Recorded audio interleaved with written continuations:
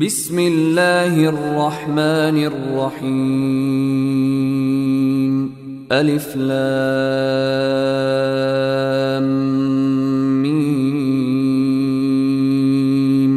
ذلك الكتاب لا ريب فيه هدى للمتقين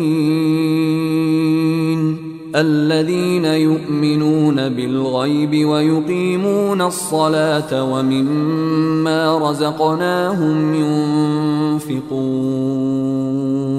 والذين يؤمنون بما أنزل إليك وما أنزل من قبلك وبالآخرة هم يوقنون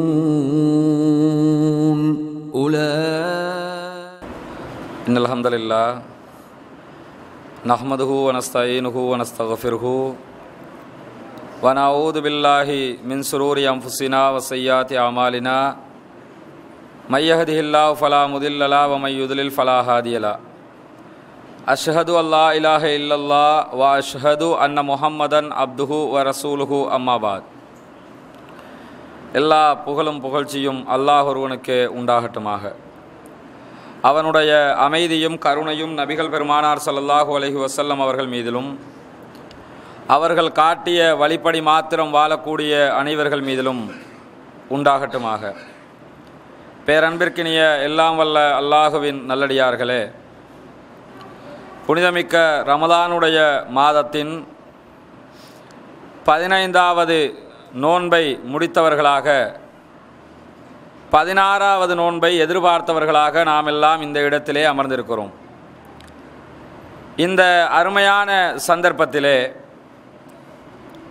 தொடர்ச்சியாக நடைபெற்று வந்த உரைகளைப் போல் இந்த ஒரு வாரம் தொடர்ச்சியாக இஸ்லாம் கண்ட யுத்தகலங்கள் என்ற ஒரு தொடர் தலைப்பில் இஸ்லாமிய வரலாற்றில் நபிகள் நாயகம் ஸல்லல்லாஹு அலைஹி வஸல்லம் அவர்களும் சஹாபாக்களும் இஸ்லாத்தினுடைய செய்திகளை எத்தி வைக்க முனைந்த நேரம் அதற்கெதிராக படை திரட்டி வந்த எதிரிகளோடு நேருக்கு நேர் சந்தித்து அவர்களோடு ஒண்டிக்கொண்டியாக சண்டை பிடித்து இந்த இஸ்லாத்திற்கு புத்துணர்ச்சி ஊட்டிய இஸ்லாமிய வரலாறு கண்ட யுத்தங்கள் தொடர்பாக தொடர்ச்சியாக பார்க்க இருக்கிறோம். அந்த யுத்தங்களுடைய வரலாறுகளை ஆரம்பிப்பதற்கு முன்பதாக ஆரம்பமாக இன்றைய நாள் இஸ்லாமிய மார்க்கம் நேரடியாக யுத்தகலத்திற்கு சென்றதா அல்லது அதற்கு முன்பதாக இஸ்லாமிய மார்க்கத்தினுடைய ஏகத்துவ பிரச்சாரம் எப்படியெல்லாம் அமைந்திருந்தது என்பது தொடர்பாக சில அடிப்படையான விஷயங்களை நாம் அத்தனை பேரும் தெரிந்து கொள்ள வேண்டும். ஏனென்று சொன்னால், இன்றைக்கு இஸ்லாத்திற்கு எதிராக விமர்சனத்தை முன்வைக்கக்கூடியவர்கள், இஸ்லாம் வாளால் பரப்பப்பட்ட ஒரு மார்க்கம், நபிகள் நாயகம் அவர்கள் யுத்தம் செய்துதான் இஸ்லாத்தை பரப்பினார்கள் என்றொரு தோற்றப்பாட்டை உண்டாக்க முயல்வதை காணுகிறோம். ஆரம்பமாக அடிப்படையாக நாம் எதனை புரிந்து கொள்ள வேண்டும் என்றால், இஸ்லாமிய மார்க்கத்தினுடைய முழுமையான வரலாற்றை எடுத்து நோக்கினால் இஸ்லாம் மார்க்கத்தை திணிப்பதற்காக யார் மீதும் வலிய போய் போர் தொடுத்ததாக எந்த ஒரு வரலாற்று செய்தியையும் நாம் எங்கும் பார்க்க முடியாது. எல்லா யுத்த களத்தை நீங்கள் எடுத்து பார்த்தீங்கன்னா, நாம் பிறகு பேச இருக்கிற ஒவ்வொரு தலைப்பாக நீங்கள் பார்த்தால் எல்லா யுத்த களங்களும் ரசூலுல்லாஹி ஸல்லல்லாஹு அலைஹி வஸல்லம் அவர்களால் தவிர்க்க முடியாமல் ரசூலுல்லாஹி ஸல்லல்லாஹு அலைஹி வஸல்லம் அவர்கள் அந்த யுத்தத்தை செய்துதான் ஆக வேண்டும் என்ற இக்கட்டு உண்டாக போன நேரத்தில் தான் அது போன்ற யுத்தங்களுக்கு ரசூலுல்லாஹி ஸல்லல்லாஹு அலைஹி வஸல்லம் அவர்கள் ஆட்பட்டிருக்கிறார்கள். அதுவும் எதுக்காக செஞ்சாங்கன்னா, நான் யுத்தம் செய்கிறேன், நாட்டை பிடிக்கிறேன், அதனால் என்னுடைய கட்டுப்பாட்டுக்குள் வந்த நாட்டில் இருக்கிற அத்தனை பேரும் இஸ்லாத்திற்குள் வந்துவிட வேண்டும் என்று ரசூலுல்லாஹி ஸல்லல்லாஹு அலைஹி வஸல்லம் அவர்கள் எந்த இடத்திலும் அப்படி எந்த ஒரு டிக்ளரேஷனையுமே பண்ணலை. ரசூலுல்லாஹ் என்ன செஞ்சாங்க? இஸ்லாத்தை பிரச்சாரம் செய்தார்கள், யுத்தகலங்களை சந்தித்தார்கள், யுத்தகலத்தினூடாக வெற்றி வாகை சூடினார்கள். வெற்றி பெற்ற நாடுகளில் கூட இஸ்லாத்தை ஏற்றுக்கொள்ளாத காஃபிர்கள் ரசூலுல்லாஹி ஸல்லல்லாஹு அலைஹி வஸல்லம் ஆளுகையின் கீழ் தாராளமாக வாழ்ந்துவிட்டு போனார்கள். இஸ்லாம் வாழ காட்டி இஸ்லாத்துக்குள்ள மக்களை இழுத்திருந்தா இஸ்லாத்தினுடைய கட்டுப்பாட்டுக்கு கீழே இருந்த எல்லா நாடுகள்லையும் அத்தனை பேரும் ஒட்டுமொத்தமாக இஸ்லாத்துக்குள்ள வந்துருந்து ஆர்டர் போட்டுக்கணுமா இல்லையா? அப்படி எங்கேயுமே போடல. மாறாக இஸ்லாம் என்ன செஞ்சதுன்னு கேட்டா இந்த கொள்கையை பிரச்சாரம் செய்தது. கொள்கையால கவரப்பட்டு மக்கள் உள்ள வந்தாங்களே தவிர பயந்து போய் யாருமே இஸ்லாத்துக்குள்ள வரல.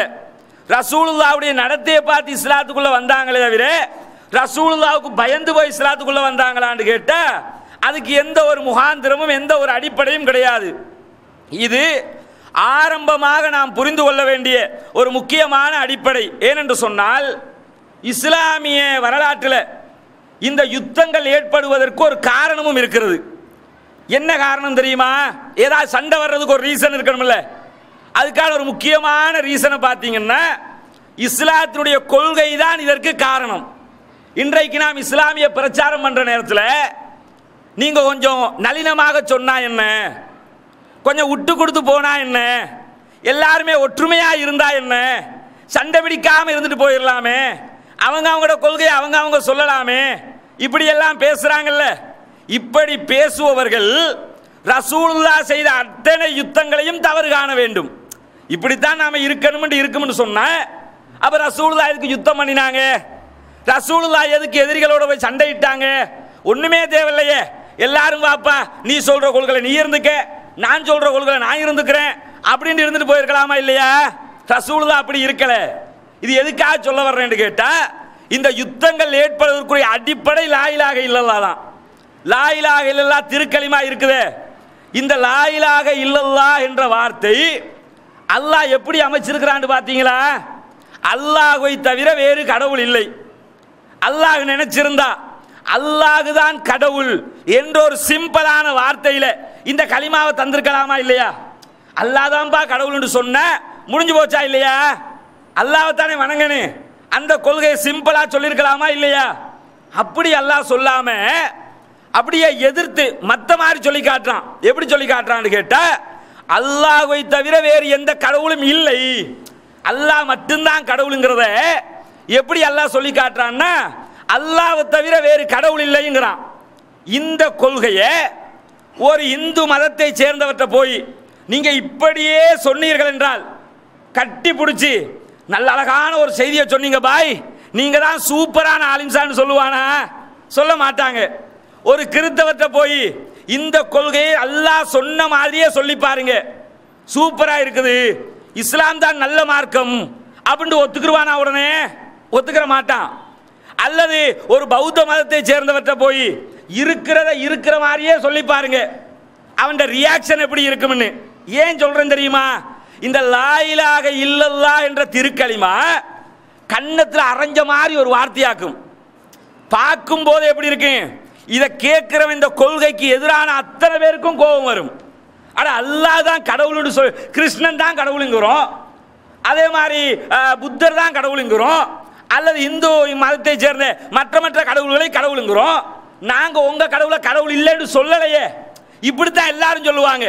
இஸ்லாம் என்ன சொல்லுதுன்னு கேட்டா அல்லாஹ் தான் கடவுள், இது அல்லாத மற்ற எல்லாமே போலி தெய்வங்கள், ஒண்ணுமே கடவுள் இல்லை.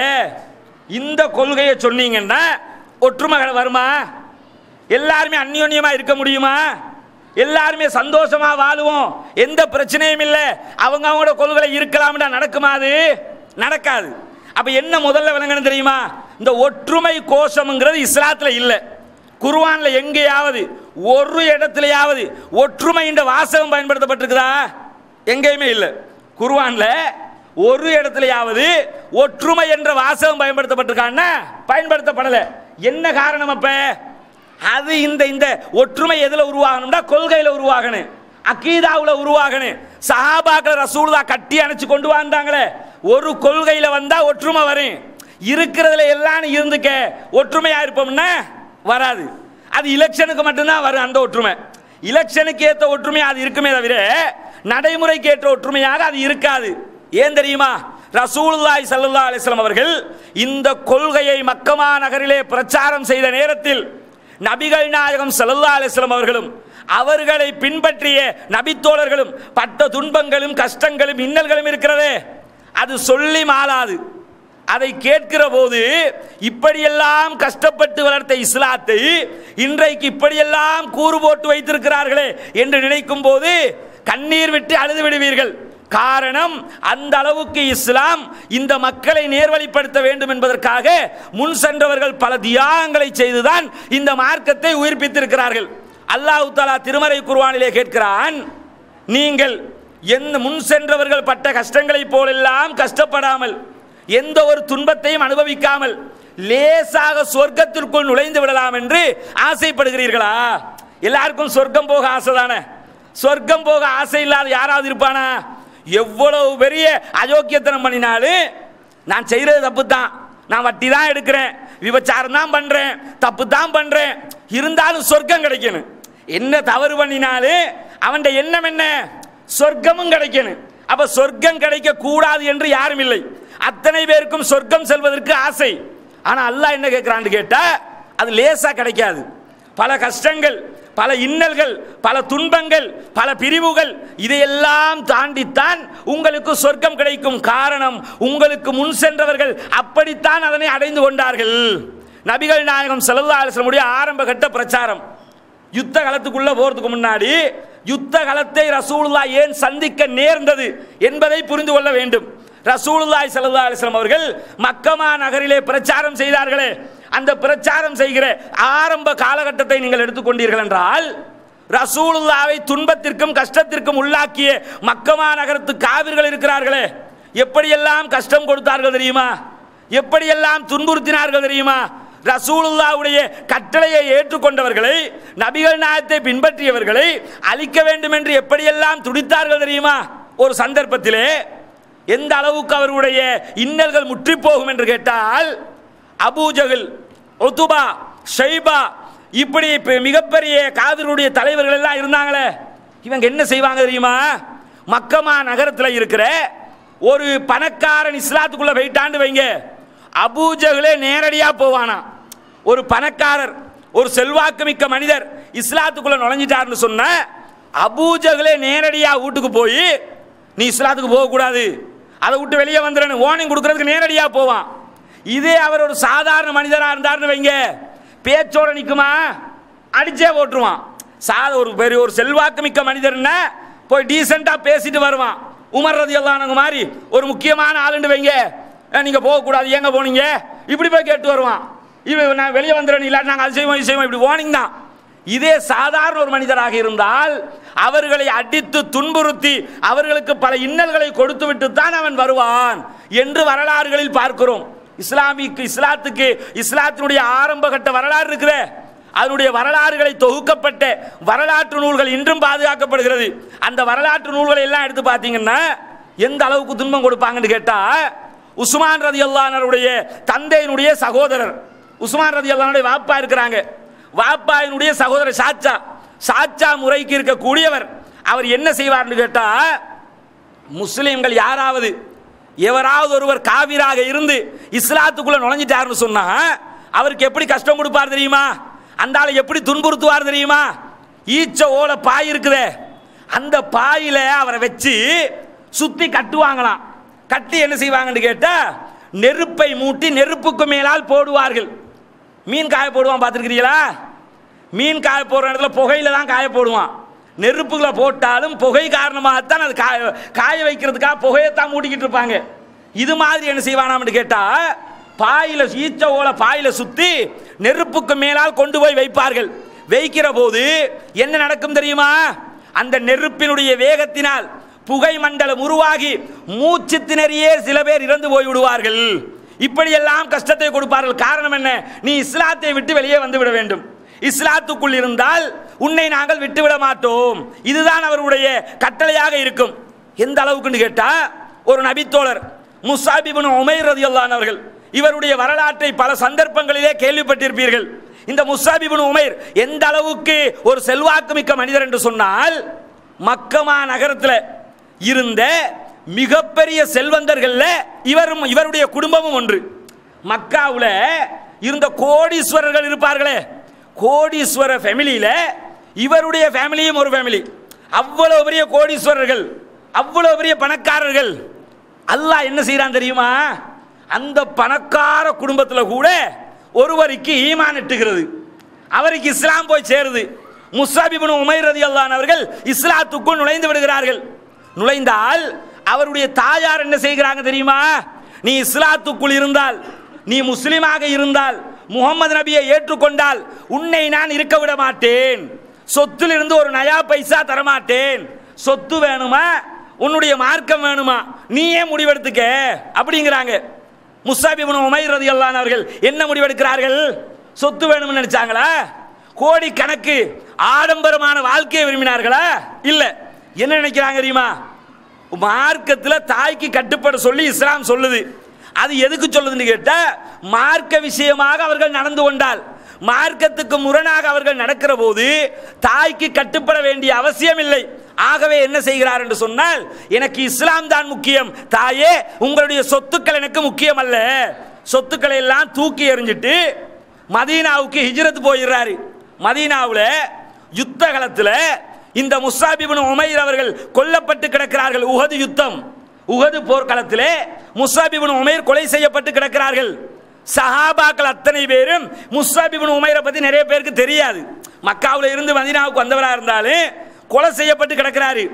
அதனால அவங்களுக்கு இவர் யார் என்னங்கிறது முக்கியம் இல்லை, நம்மால் செத்து கிடக்கிறாரு. அதனால என்ன பார்க்குறாங்கன்னு கேட்டால், இவரை அடக்கம் செய்ய வேண்டும். ரசூலுல்லாஹ்விடத்தில் செல்கிறார்கள். அல்லாஹ்வின் தூதர் அவர்களே, நாங்கள் ஒரு ஜனாசாவை வைத்துக் கொண்டிருக்கிறோம், அவரை அடக்கம் செய்ய வேண்டி இருக்கிறது. ஆனால் ஒரு பிரச்சனை இருக்கிறது. என்ன பிரச்சனை தெரியுமா? அவரை அடக்கம் செய்ய சென்றால் அவருடைய தலையை மூடி கஃன் செய்தால் கால் பகுதி தெரிகிறது, காலை மூடி கஃன் செய்தால் தலைப்பகுதி தெரிகிறது. நாங்கள் காலை மூடவா தலையை மூடவா அப்படின்னு கேட்குறாங்க. காலை மூடி கஃன் செஞ்சாங்கன்னா தலை தெரியுது, தலையை மூடி கஃன் செஞ்சா கால் தெரியுது. என்ன காரணம்? அவருக்கு கஃன் செய்வதற்கு கூட ஆடை இல்லை, இருந்த ஒரு ஆடை அவ்வளவுதான், அதில் தான் கஃன் செய்கிறாங்க. இவர் யார் தெரியுமா? மக்கமா நகரத்தில் இவர் பாதையிலே நடந்து செல்கிற நேரத்தில் இவருடைய மேனியிலே பூசி இருக்கிற வாசனை திரவியங்களை வைத்து மக்கமா நகரத்து மக்கள் வீட்டுக்குள் இருந்து சொல்லுவார்களாம், பாதையிலே நடந்து செல்பவர் முஸ்அப் இப்னு உமைர் தான். அந்த அளவுக்கு பெருமதி வாய்ந்த வாசனை திரவியங்களை பூசுகிற அளவுக்கு மிகப்பெரிய கோடீஸ்வரர் செத்து மடிந்திருக்கிறார். அவருடைய ஜனாசாவை மூடி புதைப்பதற்கு காலை மூடினால் கஃனாடையால் தலை தெரிகிறது, தலையை மூடினால் கால் தெரிகிறது. ஆடையால் அவருடைய உடலை போர்த்துவதற்கு கூட முழுமையான ஆடை இல்லை. இவருடைய தலையை போர்த்தி விட்டு காலுக்கு இதுகிர் புல்லை வைத்து மூடுங்கள். இதுகிர் என்ற ஒரு வகை புல் இருக்குது.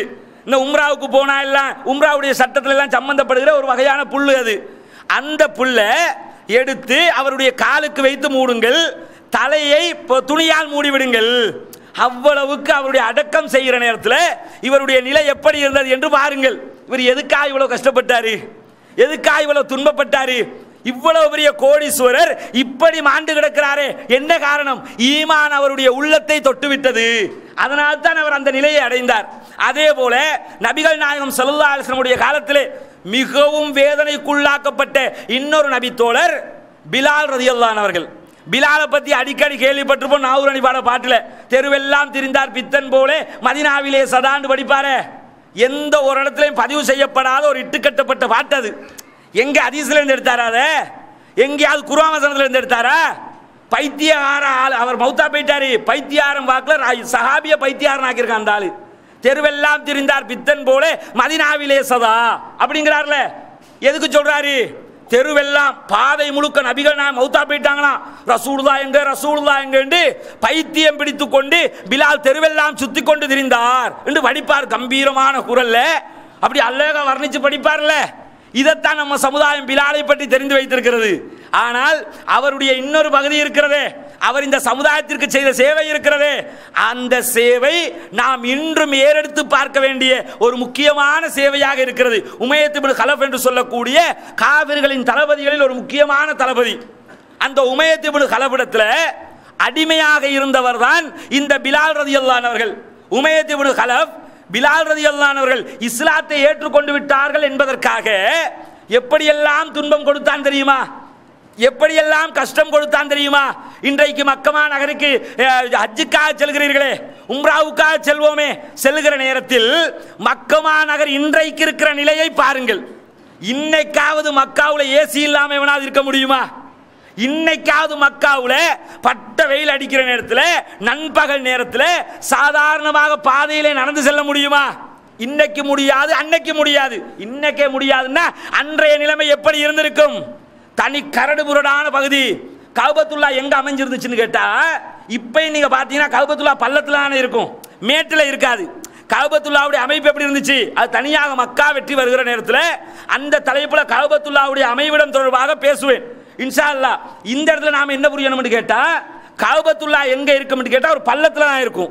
இப்படி ஒரு பள்ளமான பகுதி, மலை, மற்ற பகுதியெல்லாம் கல்லு மலைகளாக இருக்கும். இந்த கல்லு மலை, அது சாதாரண கல்லு மலையா? நம்ம நாட்டில் பார்க்குற மாதிரி கல்லு மலையா? அப்படி ஒரு ஷேப்ல இருக்கிற கல்லு மலையா? இல்ல. அங்கு இருந்த கல்லு மலைகள் கரடு முரடான, பார்ப்பதற்கே கண்கள் கூசுகிற அளவுக்கு பயங்கரமான தோற்றத்திலே இருந்த அந்த கல்மலைகளில் என்ன செய்வார்களாம் தெரியுமா? பிலாலை துன்புறுத்தி அடித்து பட்ட வெயிலிலே, பாலை மணல் சுடு மணலிலே அவரை படுக்க வைத்து விடுவார்கள். அப்படியே அப்படியே படுக்க வைப்பாங்க. படுக்க வச்சு என்ன செய்வாங்கன்னு கேட்டா, பாறாங்கல்லை தூக்கி அவருடைய உடலிலே வைத்து விடுவார்கள். கீழ்ப்பகுதியும் சூடாக இருக்கும், தாங்க முடியாத அனல் வெயிலாக இருக்கும். மேல் பகுதியில் பாறாங்கல் வைக்கப்பட்டிருக்கும். அப்பொழுதும் அவர் என்ன சொல்லுவார் தெரியுமா? அஹதுன் அஹதுன், ஒருவன் ஒருவன் ஒருவன் என்றே சொல்லுகிறார். இதை கேட்கிற நேரத்தில் உமையத் இப்னு கலஃப் இருக்கிறானே, அவனுக்கு வருகிற கோபமும் எரிச்சலும் எப்படி இருக்கும் தெரியுமா? அதை கேட்கும் போதே திரும்ப திரும்ப அடிப்பான். உமையத் இப்னு கலஃப் சொல்லுகிறான், பிலாலே, ஒன்றோ நீ லாத் உஸ்ஸாவை வணங்கி கொண்டு போன இருந்த மார்க்கத்திற்கு மீண்டு வந்து விடு, இல்லை என்றால் உன்னை இப்படியே சித்திரவதை செய்தே கொண்டு விடுவேன். அஹதுன் என்ற வார்த்தையை மட்டும் சொல்லக்கூடாது, அவங்களுக்கு பிடிக்காது. அல்லாஹ் ஒருவனா இல்லையாங்கிறதான பிரச்சனை. அதனால தான் அவங்களுக்கு அவ்வளவு கோபம். அப்பொழுது பிலால் இப்னு ரவாஹா ரலியல்லாஹு அன்ஹு சொல்லுகிறார்கள், அந்த உமையத் இப்னு கலஃபை பார்த்து சொல்கிறார்கள், உமையத் இப்னு கலஃபே, இந்த வார்த்தையை விட உனக்கு கோபம் வருகிற வேறு ஒரு வார்த்தை இருக்கும் என்றால் அதை தெரிந்து கொண்டு அதை நான் சொல்ல தயங்க மாட்டேன். உனக்கு இதை சொன்னா இவ்வளவு கோபம் வருதே, இதை விட வேறு ஏதாவது வார்த்தை எனக்கு தெரியல. உனக்கு எந்த வார்த்தையை சொன்னா கோபம் வரும் எனக்கு தெரியல. தெரியுமாக இருந்தால் அந்த வார்த்தையை சொல்லி உன்னை நான் கோபப்படுத்துவேன் என்று அந்த உமையத் இப்னு கலஃபை பார்த்து பிலால் ரலியல்லாஹு அன்ஹு சொல்கிறார். அந்த அளவுக்கு துன்பம், தாங்க முடியாத வேதனை. டெய்லி அடிப்பாங்க. கழுத்துல கவுத்த போட்டு என்ன செய்வாங்கன்னு கேட்டா, இப்னு மாஜாவில் வரக்கூடிய ஒரு ஹதீஸ்ல கழுத்துல கயிற்றை போட்டு என்ன செய்வார்களாம் என்று சொன்னால், தங்களுடைய சிறுவர்களுக்கு விளையாட்டு பொருளாக பிலாலை கொடுத்து விடுவார்களாம். அடிமைதானே, கேட்க பார்க்க யார் இருக்கிறா? என்ன செய்வாங்கன்னு கேட்டா, கழுத்துல கவுத்த மாட்டி விட்டு இவனை இழுத்துக்கிட்டு திரிங்க அப்படின்றாங்க.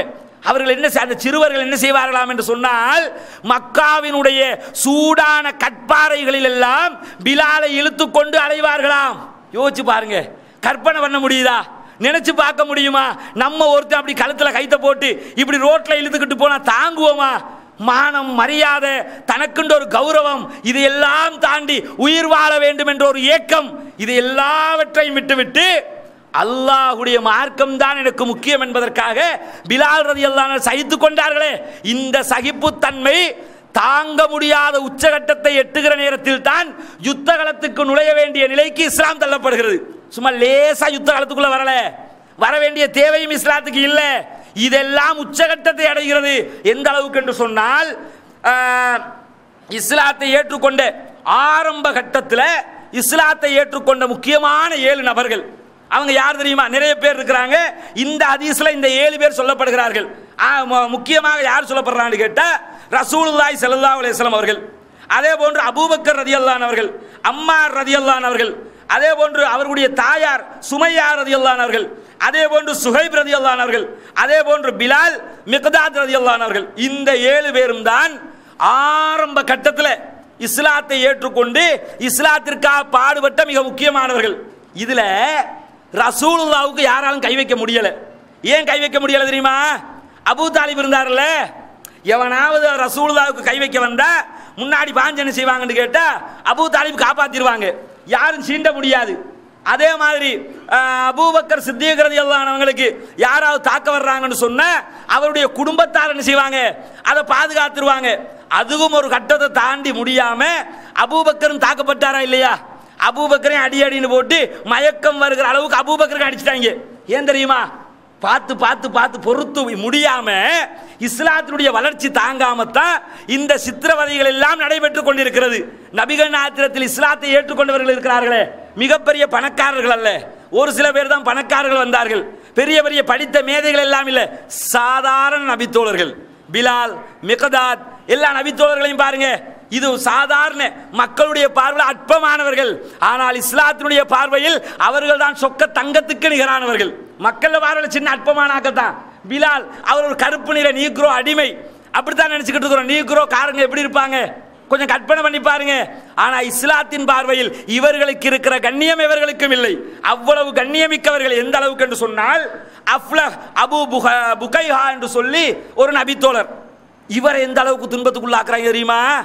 இந்த நபித்தோழர் இஸ்லாத்துக்கு வந்தாருங்கிறதுக்காக இவருக்கு கொடுத்த தண்டனை எந்த அளவுக்கு, அப்துதார் என்று சொல்லக்கூடிய ஒரு கிளையை சேர்ந்த ஒருத்தருடைய அடிமையாக இவங்க இருக்கிறாங்க. ஒரு குடும்பத்தை சேர்ந்தவங்களே அடிமையாக இவங்க இருக்கிறாங்க.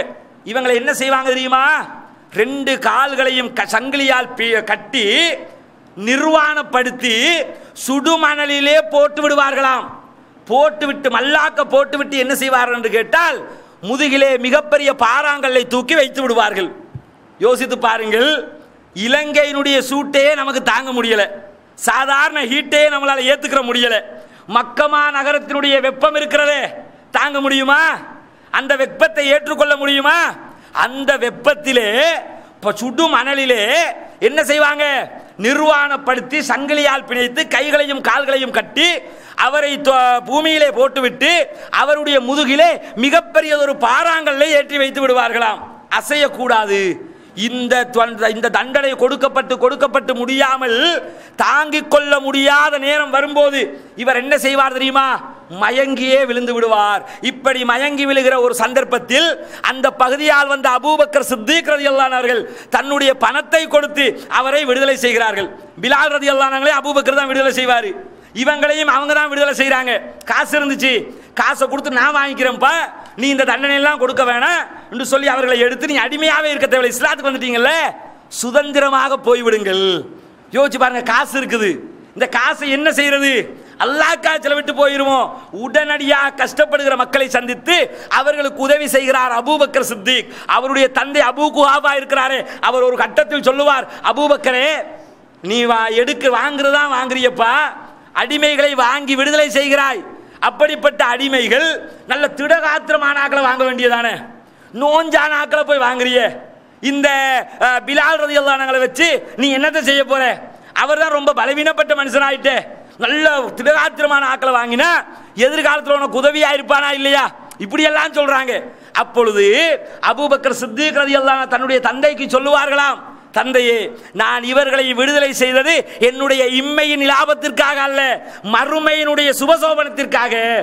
உலகத்தில் கிடைக்கிற லாபத்துக்கு நான் இவங்களை எடுத்து விடுதலை செய்யல, இதை விடுதலை செஞ்சா எனக்கு மறுமையில் கிடைக்க போகுதே, அதற்காகத்தான் நான் செய்கிறேன் என்று சொல்லி தன்னுடைய தந்தைக்கு அவர்கள் பதில் சொல்வார்கள் என்ற வரலாற்று செய்திகளை வரலாற்று நூல்களிலே பார்க்கிறோம். யோசித்து பாருங்கள், இந்த கஷ்டங்களை நம்மால் சுமக்க முடியுமா? இந்த கஷ்டங்களை நம்மால் ஏற்றுக்கொள்ள முடியுமா? அதே போல் இஸ்லாமிய வரலாற்றில் இன்னும் ஒரு முக்கியமான நபித்தோழர் ஹப்பாப் இப்னு அரத் ரலியல்லாஹு அன்ஹு அவர்கள். இந்த ஹப்பாப் இருக்கிறாரே, இவருடைய வரலாறு இந்த இஸ்லாமிய வரலாற்றில் ஒரு தவிர்க்க முடியாத மனிதர் ஹப்பாப் இப்னு அரத் ரலியல்லாஹு அன்ஹு அவர்கள். இவருக்கு காபிர்கள் கொடுத்த கஷ்டம் இருக்கிறது, சுபஹானல்லாஹ், அதை பேசி முடியாது. எந்த அளவுக்கு என்று கேட்டால் இந்த ஹப்பாப் இப்னு அரத் அவர்கள் உம்மு அன்மார் என்ற ஒரு பெண்மணியினுடைய அடிமையாக இருக்கிறார்கள். அவர் ஒரு கொல்லரும் கூட. கொல்லர் தெரியுமில்ல, இரும்பு வேலை செய்கிறவர், கொல்லராக இருக்கிறார், ஒரு அடிமையாகவும் இருக்கிறார்.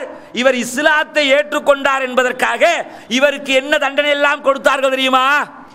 கொல்லம் பற்ற இருக்குமே, கொல்லம் வேலை செய்கிற இடத்துல என்ன வேலை செய்வான்? இரும்பை நல்லா பழுக்க காய்ச்சி நெருப்புக்குள்ள போட்டு தண்டல் மாதிரி செக்கச்சவேர்ந்து இரும்பு மாறினதுக்கு பிறகுதான் இரும்பை தூக்கி போட்டு அடிப்பாங்க. அப்பதான் தங்களுக்கு ஏற்ற மாதிரி அந்த இரும்பை வளைக்க முடியும். அவ்வளவு இதுக்கு மேல் இரும்பு சூடாகாது என்ற அளவுக்கு சூடாக்கி விட்டு தான் அடிப்பாங்க. அதான் கொல்லம்பட்டில் செய்யற கத்தி அதெல்லாம் செய்வாங்கல்ல. இது மாதிரி நல்ல இரும்ப பழுக்க காய்ச்சி செக்கச்செவேர் என்று ஆகியதன் பின்னால் அந்த பெண்மணி என்ன செய்வாள் தெரியுமா? அவளுடைய கூட்டத்தாரோடு சேர்ந்து ஹப்பாப் இப்னு அரத் ரலியல்லாஹு அன்ஹுடைய முதுகிலும் நெற்றியிலும் தலையிலும் அந்த பழுக்க காய்ச்சப்பட்ட இரும்பை வைப்பாளாம். தாங்க முடியுமா? நம்ம நினைச்சு கற்பனையாவது பண்ண முடியுதா? அட பழுக்க காய்ச்சி ஒரு இரும்பை வெறும் முதுகுல தூக்கி சாதாரணமாக ஒரு நெருப்பு பட்டாலே நம்மால் தாங்க முடியவில்லையே. அடுப்புக்குள்ள இப்படி கையை கொஞ்ச நேரம் வைக்க முடியுதா? வைக்க முடியவில்லையே. ஆனால் பழுக்க காய்ச்சிய இரும்பை, அவ்வளவு சூடான ஒரு நெருப்பை முதுகிலே வைப்பார்களாம். முதுகில வச்சா பத்துமா? தலையில் வைப்பார்கள். எவ்வளவு சாதாரண தலைவலி வந்தா நம்மளால தாங்க முடியல. ஒரு சாதாரண தலைவலி வந்தா 1க்கு 10 டேப்லெட் போடுறோம், டாக்டர்கிட்ட போறோம், மருந்து எடுக்கிறோம், இன்ஜெக்ஷன் அடிக்கிறோம். யோசித்து பாருங்கள் சகோதரர்களே, இந்த ஹப்பாப் இப்னு அரத் இதை எப்படி தாங்கி இருப்பார்? ஒரு நாளா, 2 நாளா, 3 நாளா தாங்கி சகித்துக்கிட்டு போவதுக்கு முடிஞ்சு போச்சா?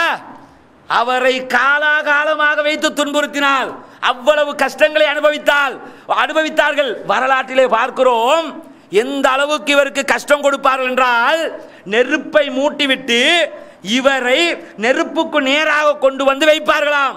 இவருடைய உடம்பு உருகி நெருப்பிலே எண்ணெய் வடிந்து கொண்டிருக்கும். யோசிச்சு பாருங்க, இப்படி ஒரு நிலைமை வந்தா தாங்குவோமா? இப்படி நமக்கு ஏற்பட்டா தாங்க முடியுமா? ஒரு மனிதனை நெருப்பிலே போட்டு பொசுக்குகிற நேரத்தில் அவனுடைய உடல் கருகி அந்த வெப்பத்தின் காரணமாக எண்ணெய் உடம்பு வந்து எண்ணெய் நிறைஞ்சிருக்கும். எண்ணெய் அப்படியே உருகி வடியும். இறைச்சி கறி ஆக்கி நான் பார்க்கிறோம்ல, கறியில கொழுப்பு நிறைஞ்சிருக்குதே, கொழுப்பு தான் எண்ணெயாக உருகும். அவர் ஹப்பாப் இப்னு அரத் அவர்களை நெருப்புக்கு மேலால் கொண்டு வந்து வைப்பார்களாம். எண்ணெய் உருகி நெருப்பிலே வடிந்து கொண்டிருக்கும் என்று வரலாற்று செய்திகளில் பார்க்கிறோம். இது போன்ற கஷ்டங்களை எல்லாம் அனுபவித்தார்கள். இது போன்ற துன்பங்களை எல்லாம் இவர்கள் சகித்துக் கொண்டார்கள். சகித்துக் கொண்ட காரணத்தினால் தான் அல்லாஹ் தஆலா இவர்களை ரலியல்லாஹு அன்ஹும் வரது அன்ஹு என்றார். ரலியல்லாஹு அன்ஹு எதுக்கு சொன்னா? அல்லாஹ்வை அவர்களும் புரிந்து கொண்டார்கள், அவர்களை அல்லாஹ்வும் புரிந்து விட்டான். அல்லாஹ் ஏத்துக்கிட்டான், அல்லாஹ்வுடைய தியாகத்தை புரிந்து கொண்டான். அல்லாஹ்வே சர்டிபிகேட் கொடுத்துட்டான், சொர்க்கத்துக்குரியவர்கள் என்று அல்லாஹ்வே சொன்னானா இல்லையா? ஏன் சொன்னான் தெரியுமா? இந்த மாதிரியான தியாகத்தை நம்மை போன்றவர்களால் கற்பனை கூட செய்ய முடியாது. அவர்கள் நடத்தியே காட்டிவிட்டு சென்று விட்டார்கள். அவர்கள் இஸ்லாத்திற்காகவே வாழ்ந்துவிட்டு சென்று விட்டார்கள். யோசித்து பாருங்கள், சாதாரணமாக கையில் ஒரு கீறல் வந்தா, ஒரு புண்ணு வந்தா சகிக்க முடியல. ஒவ்வொரு நாளும் நெருப்பினால் துன்புறுத்தப்பட்டார்களே. எந்த ஹாஸ்பிட்டலுக்கு போக, யார்கிட்ட போய் மருந்தெடுக்க? அடிமை. என்ன செய்தாலும் கேட்க முடியாது, விசாரிப்பதற்கு யாரும் இல்லை, எதை செய்தாலும் சகித்துக் கொண்டிருக்க வேண்டும். இப்படிப்பட்ட இக்கட்டான நிலைமைகளை தாண்டி வந்தவர்கள் தான் இந்த நபித்தோழர்கள். அதே போல இன்னொரு நபித்தோழர் அம்மார் ரலியல்லாஹு அன்ஹு, இவருடைய குடும்பம் இருக்கிறது, இஸ்லாத்திற்காக மிகப்பெரிய தியாகத்தை செய்த முதலாவது குடும்பம். இஸ்லாத்திற்காக மரணித்த முதலாவது பெண்மணி அம்மார் ரலியல்லாஹு அன்ஹுடைய தாயார். இந்த அம்மாருடைய குடும்பம் கஷ்டப்பட்டு கொண்டிருக்கிற நேரத்தில் அம்மார் ரலியல்லாஹு அன்ஹுவுக்கு துன்பம் கொடுப்பார்களாம். அம்மார் ரலியல்லாஹு அன்ஹுடைய எதிரிகள் அடித்து துன்புறுத்திக் கொண்டிருப்பார்கள். துன்புறுத்திக் கொண்டிருக்கிற நேரத்தில் அம்மாருடைய தந்தை அபு அம்மார் கேட்கிறார்கள், யா ரசூலல்லாஹ் அத்தஹ்ரு ஹாக்கதா, அல்லாஹ்வின் தூதரே, காலம் இப்படியே தான் இருக்குமா? மாறாதா? எங்களுக்கு டெய்லி அடிக்கிறாங்க, டெய்லி துன்புறுத்துறாங்க, எங்களை நெருப்பில் போட்டு பொசுக்குகிறார்கள், இரும்பால் அடிக்கிறார்கள், கட்டி போட்டு அடிக்கிறார்கள், இப்படி எல்லாம் கஷ்டம் தருகிறார்களே. அத்தஹ்ரு ஹாக்கதா, காலம் இப்படித்தான் இருக்குமா? மாறாதா? எங்களுக்கு விடிவு காலம் கிடைக்காதா? நபிகள் நாயகம் ஸல்லல்லாஹு அலைஹி வஸல்லம் அவர்கள் சொல்லுவார்களாம், அம்மாருடைய குடும்பமே, யாசிருடைய குடும்பமே, பொறுமையாக இருங்கள், பொறுமை காத்துக்கிறீங்க, அல்லாஹ்விடத்தில் இருந்து அதுக்குரிய கூலி கிடைக்கும். வேற ஒன்றும் செய்ய முடியாதுங்க, பொறுமையாத்தான் இருக்கணும், ஒன்றும் செய்ய முடியாது. எதிர்த்து ஏதாவது செய்ய முடியுமா? ஸ்ட்ரென்த் இல்லை, எதிர்த்து கேள்வி கேட்கறதுக்கு யாரும் இல்லை. அவங்களை ஈமான பாதுகாத்து கொண்டு அவர்கள் படுகிற கஷ்டத்தை அவர் சகித்துக் கொள்ள வேண்டிய நிலைக்குத்தான் அத்தனை பேரும் தள்ளப்பட்டார்கள். இப்படி கஷ்டப்பட்டு கொண்டிருந்த நேரத்தில் இவர்களுக்கு மட்டும்தான் துன்பமா? ரசூலுல்லாஹி ஸல்லல்லாஹு அலைஹி வஸல்லம் எடுத்து பாருங்க. ரசூலுல்லாஹி ஸல்லல்லாஹு அலைஹி வஸல்லம் அவர்களுக்கு மக்கமா நகரிலே மக்கத்து காபிர்கள் எப்படியெல்லாம் துன்பம் கொடுக்க ஆரம்பித்தார்கள் என்றால், ரசூலுல்லாஹ்வை நெருங்க முடியாமல் இருந்தாங்க. ஏன் நெருங்க முடியாமல் இருந்தாங்கன்னு கேட்டா, அபூ தாலிப் நின்றாரு. ரசூலுல்லாஹ்வுடைய சாச்சா அபூ தாலிப் என்ன செய்வாங்கன்னு கேட்டா, ரசூலுல்லாஹ்வுக்கு உதவியாக எந்த சந்தர்ப்பத்திலே நிற்பாங்க. முகமதே, நீங்க உங்க கொள்கையில உங்களுக்கு உங்க கொள்கையில எது சரியா இருக்குதோ அதை நீங்க தாராளமா சொல்லுங்க. முகமது சொல்றத கேட்கிறவன் கேட்டுக்க, விருப்பம் இல்லாதவன் கேட்காமேரி. யாரு அவருக்கு கை வச்சிடக்கூடாது. இதுதான் அவர் ஏத்துக்கல. இந்த அபூ தாலிப் அவர்கள் இஸ்லாத்திற்கு வரவில்லை. ஆனால் இஸ்லாத்திற்கு வராமல் இந்த இஸ்லாத்திற்கு உதவி செய்தவர்களில் மிக முக்கியமான ஒரு நபர் அபூ தாலிப். இன்றைக்கும் இந்த இஸ்லாமிய வரலாற்றில் என்றைக்கும் இந்த இஸ்லாம் தலை தோங்குவதற்கு சில அபூ தாலிபுகளை அல்லாஹ் தஆலா விட்டு வைத்துத்தான் இருப்பான். எங்க பார்த்தாலும் சில ஆட்கள் இருப்பாங்க, இஸ்லாத்தை ஏத்துக்கிற மாட்டாங்க, கொள்கையை ஏத்துக்கிற மாட்டாங்க.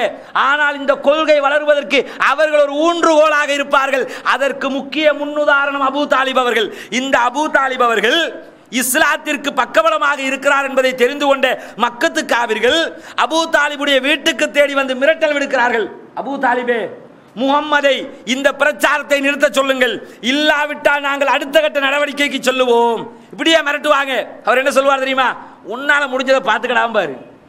ஏன் உன்னால முடிஞ்சதை பார்த்துக்கண்டு ஏன் சொல்லுவார் தெரியுமா? அவர் குறைஷி குலம் என்று சொன்னால் பேச்சுக்கு லேசா இருக்கும். குறைஷி குலம் என்று பேசுறது, குறைஷிகளை பற்றி படித்தோம் என்று வைங்க, இப்படி ஒரு குடும்பமா என்று நினைப்பீர்கள். அந்த காலத்தில் எப்படி இருப்பாங்க தெரியுமா?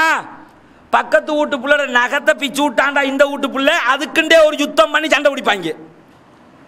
பக்கத்து வீட்டு புள்ள இந்த வீட்டுக்கு வந்திருக்கேன், விளையாட்டுல ஏதாவது ஒரு நகத்துண்டு பிஞ்சிருக்கேன், என் புள்ள நகத்தை பிச்சல்ல, அதுக்காக உன் குடும்பத்தில் நாண்ட தலையம் எடுப்பேன்னு சொல்லி அதுக்கே யுத்தம் பண்ணுவாங்க. அப்படிப்பட்ட ஆட்கள் வாழ்ந்த காலம். அதான் ஜாகிலியா காலம் வருது இல்ல, மட்டமையின் காலம் எதுக்கு வந்துச்சு? இதுக்கு தான். அவ்வளவு ஜாகிலியா காலத்தில் அபூஜகளுக்கு பேர் என்னையா? அபுல் ஹக்கம் அல்லது அபுல் ஹிக்கம், அறிவின் தந்தை. இருக்கிறது மடையன்களோட, ஆனா இருந்துகிட்டு பேர் மட்டும் எப்படி? அவருக்கு அறிவின் தந்தை. சில பேர் இருப்பாங்க, ஆளை பார்த்தா ஒண்ணுக்கு உதவாக்கரையா இருப்பான். பேரை மட்டும் பார்த்தீங்கன்னு வைங்களேன், மைத்திரிபால சிறிசேன மாதிரி வச்சுக்கிடுவாங்க. பேரு ஜனாதிபதியோட பேர் மாதிரி இருக்கும். உதாரணத்துக்கு சொல்றேன். இது மாதிரி இவர பேர் அபுல் ஹக்கம், அறிவின் தந்தை அல்லது அபுல் ஹிக்கம். ஆனா ரசூலுல்லாஹ் இஸ்லாமியருக்கு வச்ச பேர் இன்னைக்கு யாருக்கா இந்த பேர் மனசுல நிக்குதா? யாருக்கு தெரியும்? பேசக்களை மட்டும் தான் ஞாபகத்துக்கு வரும், யாருக்கு நிக்காது. இவனை இஸ்லாம் எப்படி அறிமுகப்படுத்திருச்சு? மடமையின் தந்தை ஆக்கிடுச்சு. என்ன, அவன் மட்டையனுக்குரிய காரியத்தை தான் அவர்கள் பார்த்தார்கள். இவங்க என்ன செய்வாங்கன்னு கேட்டா, இவருடைய வீட்டுக்கு இவரை மிரட்டுவார்கள். அபூ தாலிப் எந்த அளவுக்கு மிரட்டினாங்க தெரியுமா? ஒரு சந்தர்ப்பத்தில் வலீதுடைய மகன் உமாரா என்பவரை அழைத்து கொண்டு வருகிறார்கள். நல்ல வாட்ட சாட்டமான ஒரு இளைஞர், அவர் பார்க்கறதுக்கு நல்ல வாக்கு வடிவா இருப்பாரு. அப்படிப்பட்ட ஒரு உடல் வாகு கொண்ட நல்ல பலசாலியான அந்த மக்களுக்கு மத்தியில் கொஞ்சம் நல்ல பேர் எடுத்த ஒரு இளைஞர்னு வச்சுக்கிறீங்க. இவர் வலீதுடைய மகன். வலீது இருக்கிறான் இஸ்லாத்துடைய மிகப்பெரிய எதிரிகள், அவனும் ஒருத்தன்.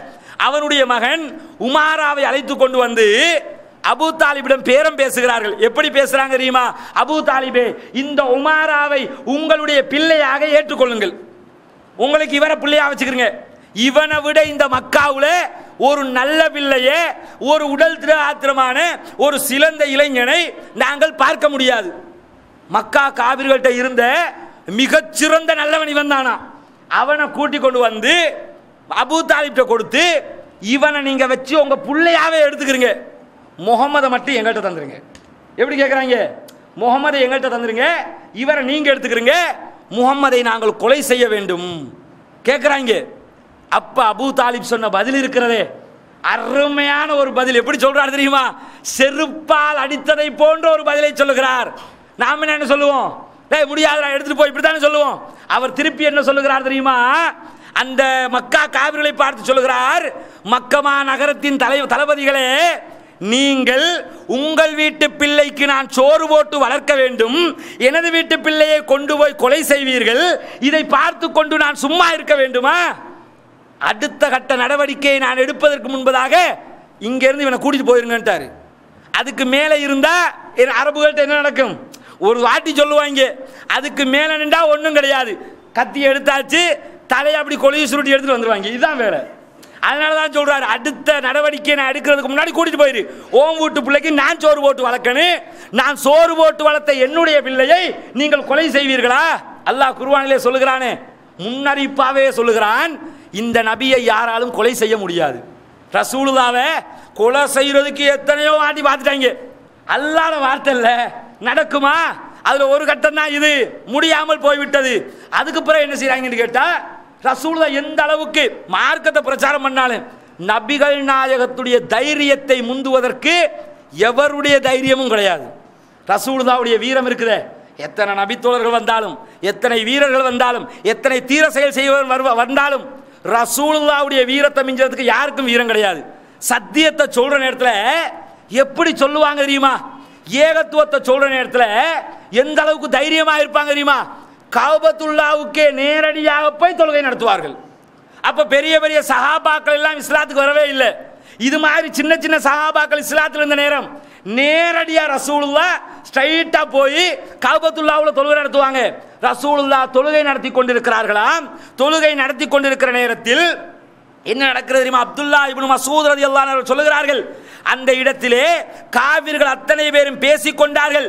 பேசிக்கொண்டு என்ன செய்தார்கள் என்று சொன்னால், நபிகள் நாயகம் ஸல்லல்லாஹு அலைஹி வஸல்லம் அவருடைய தொழுகையை கெடுத்து, அவர்களுடைய தொழுகையை கெடுக்கும் விதமாக அவருடைய சுஜூதுக்கு செல்கிற நேரத்தில் ஒட்டகத்தினுடைய அழுகிய குடல்களை கொண்டு வந்து போடுபவர் யார் இந்த ஒரு போட்டி வைக்கிறாங்க.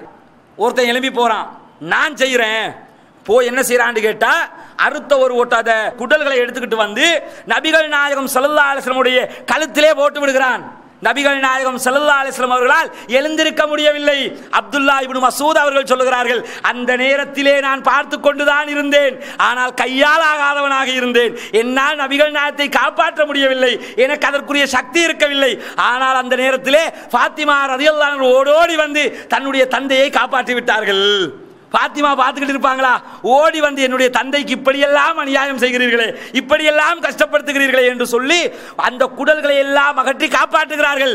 அப்பொழுது எழுந்த நபிகள் பெருமானார் ஸல்லல்லாஹு அலைஹி வஸல்லம் அவர்கள் அல்லாஹ்விடத்தில் கையேந்தி பிரார்த்திக்கிறார்கள். அல்லாஹும்ம அலைக பி குரைஷ், 3 வாட்டி சொல்றாங்க. அல்லாஹும்ம அலைக பி குரைஷ், அல்லாஹும்ம அலைக பி குரைஷ். இறைவா, இந்த குறைஷியருடைய விஷயத்தை உன்னிடத்திலே விட்டு விடுகிறேன். சொன்னது மட்டுமில்ல, பேரை சொல்லி சொல்கிறார்கள். அவருடைய பட்டியலெல்லாம் சொல்றாங்க. அந்த இடத்துல இருந்தாக்கள் எல்லாம் சொல்லி, இறைவா உத்பாவை பார்த்துக்கொள், ரபியாவை பார்த்துக்கொள், அபூஜகளை பார்த்துக்கொள், வலீத் இப்னு முகீராவை பார்த்துக்கொள். இப்படி ஒவ்வொருத்தர பேரையா சொல்லி சொல்லும் போது மக்கத்து காவிர்கள் எல்லாம் ஆட்டம் கண்டு விடுகிறார்கள். ஏன் தெரியுமா? அவர்களுக்கு ஒரு நம்பிக்கை இருந்தது, அவர்கள் காவிர்களாக இருந்தாலும் கஅபத்துல்லாஹ்வில் வைத்து பிரார்த்தித்தால் அல்லாஹ் அதை அங்கீகரித்து விடுவான். அந்த பயம். முகமது இப்படி கேட்டுட்டாரே, இந்த செய்தியை அறிவிக்கிற அப்துல்லாஹ் இப்னு மஸ்ஊத் ரலியல்லாஹு அன்ஹு சொல்லுகிறார்கள், ஃபவல்லதி நஃப்ஸி பியதிஹி, என்னுடைய உயிர் எவனுடைய கைவசம் இருக்கிறதோ, லக்கது ராயத்துல் லதீன அத்த ரசூலுல்லாஹி ஸல்லல்லாஹு அலைஹி வஸல்லம், நபிகள் நாயகத்திற்கு யாரெல்லாம் துன்பம் கொடுத்தார்களோ, நபிகள் நாயகத்துடைய முதுகிலே யாரெல்லாம் இந்த ஒட்டக குடலை போட்டு சந்தோஷம் அடைந்தார்களோ, அவர்கள் அத்தனை பேரையும் சரிந்து வீழ்ந்து நாசமாய் போயிருந்ததை பத்ருடைய போர்க்களத்திலே நான் பார்த்தேன். இன்ஷா அல்லாஹ் நாளைக்கு பத்ருடைய நாள். பத்ருடைய போர்க்களத்தை பற்றி விவரிக்கிற நேரத்தில் இவர்கள் எப்படி சரிந்து விழுந்தார்கள் என்பது தெரியும். இவர் சொல்லுகிறார், மக்கமா நகரத்திலே மிகப்பெரிய தளபதிகளாக இருந்த இவர்கள் அத்தனை பேரும் பனைமரம் சாய்ந்ததை போல், அப்படியே புயல் காத்து அடிச்சா எப்படி விழுவானுங்களோ அது மாதிரி பத்ரு யுத்தத்திலே வீழ்ந்திருந்தார்கள்.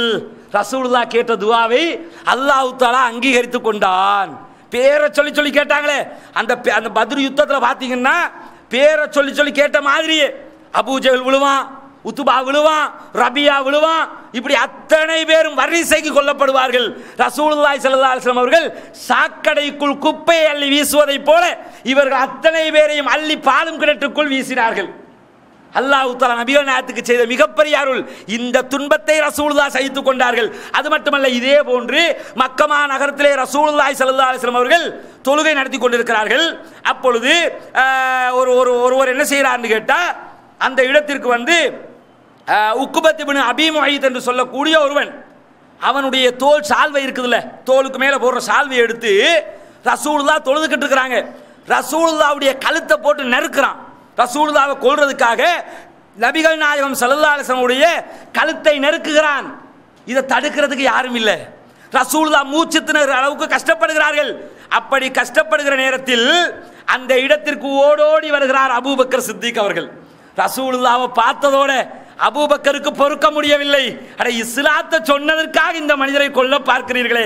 அந்த இடத்திற்கு ஓடோடி வந்து உக்குபத் இப்னு அபீ முய்த்தை தள்ளிவிட்டு விட்டு அந்த மக்களை பார்த்து, மக்கா காவிர்களை பார்த்து சொல்லுகிறார், அத்தக்துலூன ரஜுலன் யகூல ரப்பி அல்லாஹ், அல்லாஹுதான் கடவுள் என்று சொன்னதற்காக இந்த மனிதரை கொலை செய்துவிட பார்க்கிறீர்களே. என்ன கேட்கிறாடே, உங்கள்கிட்ட என்ன சொன்னார்? இவர் விபச்சாரம் பண்ண சொன்னாரா? திருட சொன்னாரா? உன்னை வழிகெடுத்தாரா? நாசமாக்கினாரா? அல்லாஹுதான் கடவுள், அவன் சொல்வதை பின்பற்றுங்கள் என்று தானே சொன்னார். இதை சொன்னதற்காக இந்த மனிதரை கொல்ல பார்க்கிறீர்களே என்று சொல்லி நபிகள் நாயகம் ஸல்லல்லாஹு அலைஹி வஸல்லம் அவர்களை அபூபக்கர் சித்திக் அவர்கள் காப்பாற்றுகிறார்கள். இத்தோட விட்டாங்களா? குடும்பத்தை தாக்கினாங்க. எப்படி தாக்கினாங்க தெரியுமா? எங்கெல்லாம் அடிச்சு பார்க்கறாங்க தெரியுமா? இந்த கொள்கையை விட்டு இதுல இருந்து என்ன விளங்கணும் தெரியுமா? யாரெல்லாம் ஏகத்துவ கொள்கையில் இருக்கிறீர்களோ இந்த கொள்கையை விட்டு உங்களை வழி தவற செய்வதற்காக ஷைத்தான் பல வழிகளில் முயற்சி செய்வான். குடும்பத்தின் அளவில் பிரச்சனை வரும், வேறு வேறு திசைகளில் இருந்து பிரச்சனை வரும். வருகிற நேரத்தில் எல்லாம் யாரெல்லாம் சுதாகரித்துக் கொள்கிறார்களோ, இந்த கொள்கையில் உறுதியாக இருக்கிறார்களோ, அவர்கள் தான் மரணிக்கிற நேரத்தில் உண்மையான ஈமான்தாரிகளாக மரணிக்க முடியும். ரசூலுல்லாஹ்க்கு நேரடியா தாக்கி பார்க்கறான், அசிங்கத்தை போட்டு பார்க்கறான், எதையோ செஞ்சு பார்க்கறான், நடக்கல. கடைசியில குடும்பத்தில் கைய வைக்கிறான். யார்ல தெரியுமா? ருக்கையா, உம்மு குல்தும். இந்த உம்மு குல்தும் ருக்கையா ஆகிய இரண்டு பெண் மக்கள், நபிகள் நாயகத்துடைய முக்கியமான இரண்டு மகள்கள், பெண் மக்கள் இரண்டு பேர். இந்த ரெண்டு பேரும் அபூ லஹபினுடைய இரண்டு பிள்ளைகளை திருமணம் முடித்திருந்தார்கள். உத்துபா உத்தைபா என்று சொல்லக்கூடிய ரெண்டு பேரை கல்யாணம் முடிச்சிருந்தாங்க. அபூ லஹப் என்ன செய்யறான் தெரியுமா? முகமதை பழி வாங்கணும். என்ன சொன்னாலும் கேட்கிறாரு இல்ல, பின்னாடி பின்னாடி போய் சொல்லி பார்த்தான், நடக்குது இல்ல, கொள்கையை விட மாட்டேங்கிறாரு. இவ்வளவுக்கு யாரு? சம்மந்தி. பொண்ணு கொடுத்த சம்மந்திக்கு தான் இந்த பிரச்சனை நடந்துகிட்டு இருக்குது. என்ன செஞ்சான் தெரியுமா? கடைசியில் முடியாம ருக்கையாவையும் உம்மு குல்சூம் அவர்களையும் தலாக் விடும்படி சொல்லிவிடுகிறான். ரெண்டு பேரும் தலாக் விடப்படுகிறார்கள். நாம் பட்ட என்ன யோசிப்போம்? கொள்கை கொள்கைன்னு தவைச்சிங்களே, கொள்கை கொள்கைன்னு கஷ்டப்பட்டீங்களே, இப்ப புள்ள வாழா வெட்டியா போயிட்டா என்ன செய்ய போறீங்கன்னா, பிள்ளை வாழ வேண்டும் என்பதற்காக கொள்கையை தலைமுழுகி விட்டு பிள்ளைக்கு வாழ்க்கை கொடுப்பதற்காக கொள்கையை விட்டு கொடுப்பவர்களை பார்க்கிறோம். சாதாரண கல்யாணத்தில் தௌஹீதை விட்டு போறோன்னு பார்க்கிறோம். சாதாரண சாப்பாட்டுக்காக கொள்கையை விட்டுட்டு போய் வலிமா இருக்கிறத ஜெயிப்பாங்கிறோம். ஒரு கல்யாண சாப்பாட்டுக்காக கொள்கையை விட்டு போறோன்னு பார்க்கிறோம். இப்படிப்பட்டவங்க எல்லாம் இது மாதிரி கொள்கை இப்படி போல இருப்பாங்களா? வாழ்க்கை போனாலும் பிரச்சனை இல்லை, என்னுடைய தந்தை சொன்ன கொள்கை சத்தியம், அந்த கொள்கை தான் எனக்கு முக்கியம் என்று உம்மு குல்தூம் ருக்கையா ஆகிய இருவரும் அதை ஏற்றுக்கொண்டார்களே. இந்த பொறுமை இந்த காலத்து பெண்மணிகளுக்கு ஏற்படுமா? யோசித்து பாருங்கள். இந்த கஷ்டத்தையும் ரசூலுல்லாஹி ஸல்லல்லாஹு அலைஹி வஸல்லம் அவர்கள் சகித்துக் கொள்கிறார்கள். அத்தோடு இது முடியாம போகல, நேரடியா வர்றாங்க பேச்சுவார்த்தைக்கு. என்ன பேச்சுவார்த்தை தெரியுமா? முகம்மது, உங்களுக்கு என்ன வேண்டும்? மக்காவினுடைய தலைவர் ஆகிறீர்களா? தளபதியாக்கி விடவா? இருக்கிற தலைவர்களில் நீங்களும் ஒருவராக ஆகிவிடுங்கள். நீங்கள் கேட்பதையெல்லாம் தருவதற்கு தயாராக இருக்கிறோம். இந்த கொள்கையை மாத்திரம் நீங்கள் சொல்லக்கூடாது. ரசூலுல்லாஹி ஸல்லல்லாஹு அலைஹி வஸல்லம் அவர்கள் சொல்லுகிறார்கள், என்னுடைய வலது கரத்தில் சூரியனையும் இடது கரத்தில் சந்திரனையும் நீங்கள் கொண்டு வந்து வைத்தாலும் இந்த கொள்கையை நான் விட்டு கொடுக்க மாட்டேன். யோசிச்சு பாருங்க. இது மாதிரியான ஒரு வார்த்தையை நபிகள் நாயகத்தை தவிர யார் சொல்ல முடியும்? நீ வலது கையில சூரியனை கொண்டு வந்து வை, சந்திரனை கொண்டு வந்து, நம்மாக்கள் என்ன யோசிப்பாங்க? சொல்ற ஒற்றுமை கோஷம் பேசுதுங்களே, இவங்களா இருந்தா என்ன சொல்லுவாங்க தெரியுமா? நல்லதா போச்சே, நாம ஆட்சியை பிடிச்சிட்டு இஸ்லாத்தை சொல்லுவோம், இன்னும் இவனுங்களா ஆட்சியை தர்றாங்கிறாங்க, உடனே வாங்கிக்கிறோம், எனக்கு ஒரு 5 சீட் தந்துருங்கன்றாங்க. செய்வானா இல்லையா? இன்னைக்கு ஒற்றுமை கோஷம் பேசுறவங்க இந்த வரலாறுகளை ஏறெடுத்து பார்க்க வேண்டும். ரசூலுல்லாஹ் அரசியலுக்கு ஆசைப்பட்டிருந்தால், ரசூலுல்லாஹ் ஆட்சியை விரும்பி இருந்தால் இதெல்லாம் நத்திங், தூக்கி வச்சுட்டு வந்திருப்பாங்க. இதைத்தான் நஜ்ஜாசி மன்னர் கேட்பாரே, இவருடைய பரம்பரையில் யாராவது அரசர்களாக இருந்திருக்கிறார்களா? இல்லை அரசரே, யாருமே அரசர்களே.